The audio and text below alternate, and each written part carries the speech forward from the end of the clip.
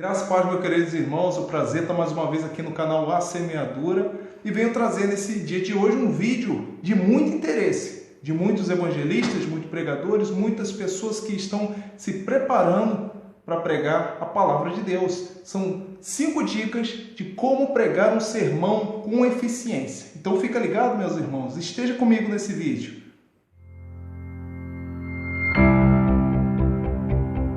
Bom, meus irmãos, é um prazer estar mais uma vez aqui. Que Deus abençoe a cada um dos irmãos que estão assistindo esse vídeo. Compartilhem esse vídeo, comentem, deixem sugestões, deixem críticas, deixem dúvidas. E a gente, na medida do possível, o que a gente souber, a gente vai ter prazer em responder. O que a gente não souber, a gente vai pesquisar também para que os irmãos fiquem cientes da sua pergunta, né, e obtenham uma resposta, né? Aqui eu venho trazer um assunto muito interessante, né? 5 dicas de como fazer uma boa pregação, de como pregar de maneira eficiente a palavra de Deus, né? Temos exemplos de grandes homens de Deus que na antiguidade pregaram muito, né? Temos aqui o exemplo do apóstolo Paulo, temos John Wesley e, mais para o nosso tempo, temos o grande Billy Graham, né? Homens que subiram nos púlpitos, né? Ou ao ar livre, né? Como o caso do apóstolo Paulo em cidades, né? Em estádios, em igrejas e realmente pregar a palavra com eficiência. A eficiência da pregação bíblica é quando há conversões, né? É quando há uma igreja onde os membros já são convertidos, que haja renovo, haja renovação, né? Essa é a característica de se congregar, né? Que haja sempre renovo entre os irmãos, né? Então, vou trazer aqui 5 dicas que eu tenho certeza que vão ser úteis para você que está começando a pregar, para você que vai pregar a palavra de Deus, ou para você que simplesmente prega numa reunião de família, faz aquele culto doméstico, né? Então vai ser útil, né? Para você ter um bom desenvolvimento, né? E também pode ser que no culto doméstico também tem pessoas que não são cristãs, e mesmo, como eu disse antes, para que haja um renovo, um avivamento entre os seus irmãos, né? A primeira dica, vai aí a primeira dica. Primeira dica, meus amados. Acredite no que prega. Pode parecer muito óbvio, né?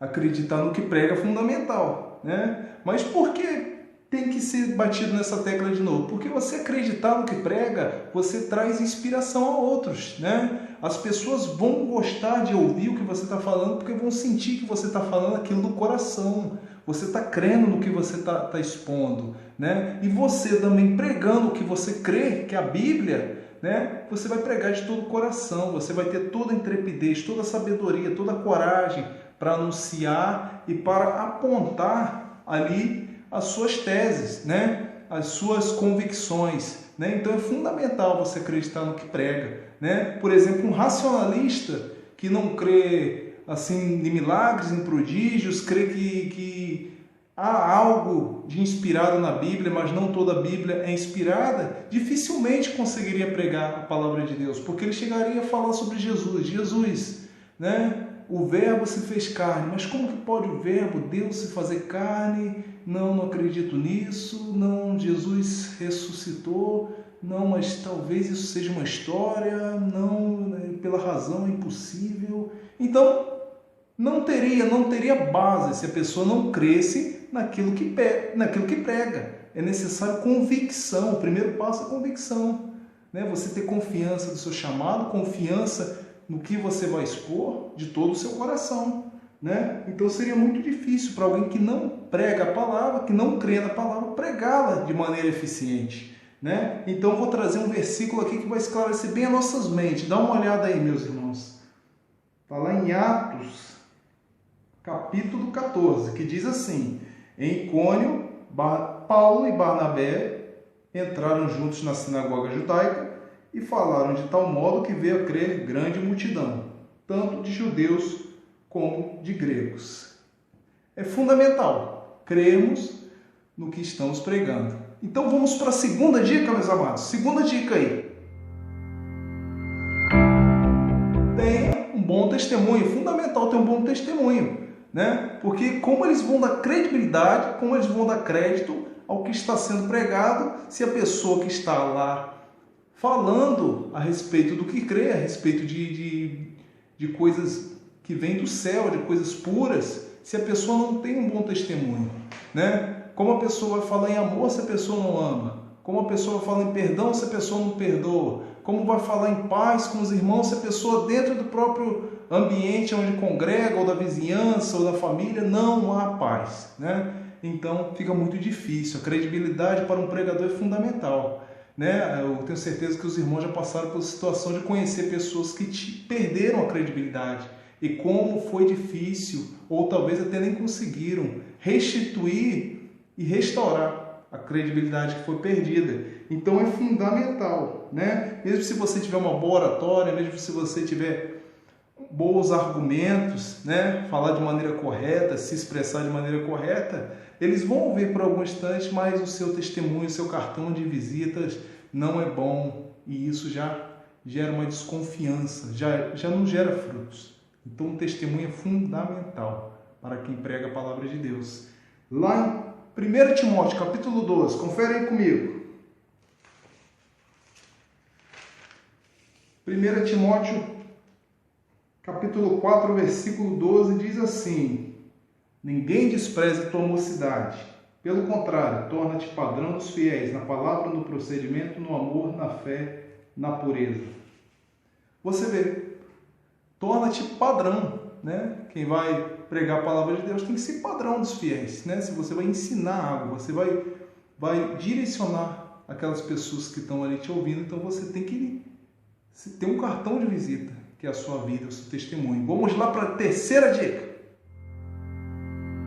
Preparo intelectual. Fundamental ter preparo intelectual, né?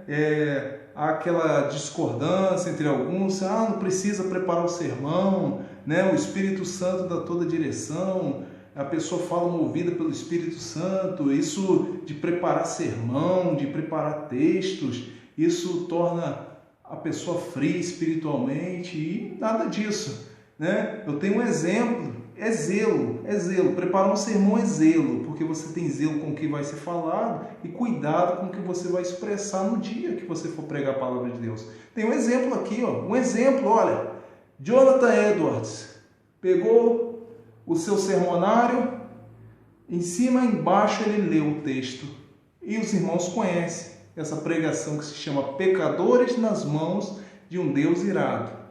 Ao término de ele ler de cima e embaixo aquele sermão, os irmãos da igreja choravam, gritavam, agarravam nos pilastros com medo de ir para o inferno e procurando uma solução para tudo aquilo que Jonathan Edwards tinha explicado, né?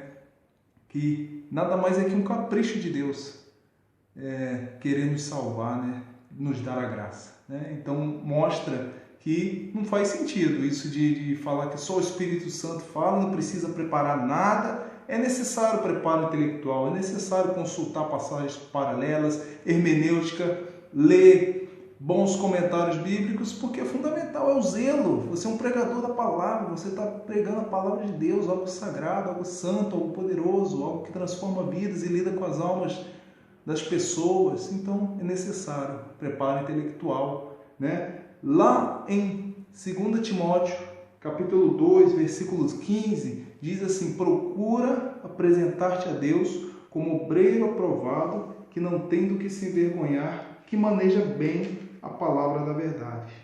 É verdade. Vamos para a quarta dica. Organize seu sermão.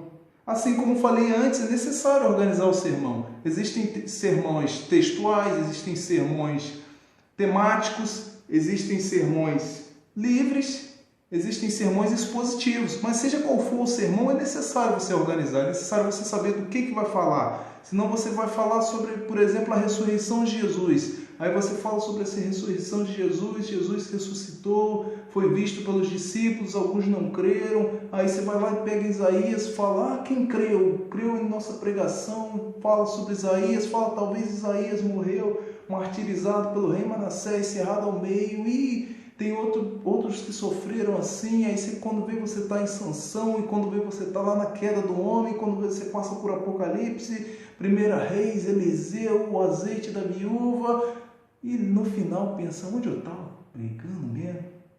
É por isso que é necessário organizar o que vai ser pregado, é necessário você ter um tema, é necessário ter um texto, uma introdução.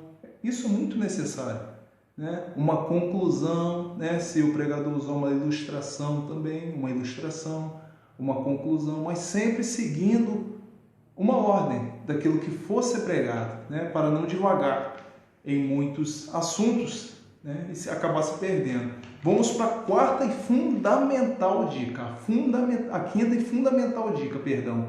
Quinta dica. Sem unção não haverá resultados. Sem unção, meus amados, sem a direção do Espírito Santo, nenhum dessas dicas anteriores vai valer. Você pode até levar o seu sermão por alguns tempos, ou pode até terminar o seu sermão, fazer o seu sermão, mas se o sermão não estiver dirigido pela autoridade do Espírito Santo, se o sermão não estiver dirigido pelo que Deus quer fazer naquele lugar e da forma que Ele quer te usar através do que você preparou com o seu coração, em oração, pedindo a Deus um tema, pedindo a Deus um texto, pedindo a Deus que nos dê direção para usar as palavras, nada disso vai acontecer. Vai ser semelhante a um carro sem combustível, né? Pode ser até uma Ferrari, mas se não tiver combustível, ele não vai andar, né? Então, sem a direção do Espírito Santo, sem unção, sem entrega, sem consagração, não é possível fazer um sermão, pregar um sermão eficiente, né? Eu citei todos esses homens de Deus, né? Homens letrados, acadêmicos, eruditos, Paulo, John Wesley, Jonathan Edwards, o próprio Billy Graham, homens eruditos, homens estudiosos, estudaram a palavra, estudaram até outras matérias, né? Fizeram universidades, né? Mas o segredo deles, você pode ver, por exemplo, vou deixar até aqui um livro, se chama Heróis da Fé, de Orlando Boyer, que fala o segredo desses grandes avivalistas. Era a oração, era a consagração, era o jejum, era o estudo da palavra, né? Agora nós entendemos, né, como aqueles homens arrebatavam multidões. Eles tinham uma entrega, eles sabiam que a suficiência deles não vinha deles próprios, dos seus méritos e da sua inteligência e da sua sabedoria, mas vinha de Deus. É importante, meu amado, termos disciplina, é importante se consagrarmos, é importante buscarmos a Deus, reconhecermos que os nossos próprios esforços não nos levarão a convencer pessoas, né? Mas o Espírito Santo que vai tocar no coração das pessoas, o Espírito Santo mesmo que está usando a gente na hora que a gente está subindo no púlpito. E assim, com certeza, meus amados, haverá frutos, né? Eu quero deixar essas 5 dicas, né? Não são 10, são 5. Que Deus os abençoe poderosamente. Eu quero pedir que os irmãos deixem seu like aqui nesse canal. É um prazer estar aqui mais uma vez pregando a palavra de Deus.